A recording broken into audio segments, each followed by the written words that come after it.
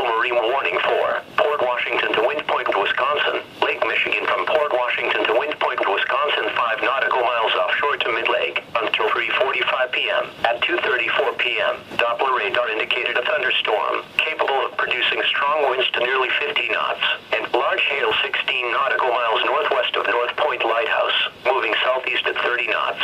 This severe thunderstorm will be near North Point Light around 2:50 p.m. Mariners can expect strong winds to nearly 50 knots, large hail, high waves, dangerous lightning, and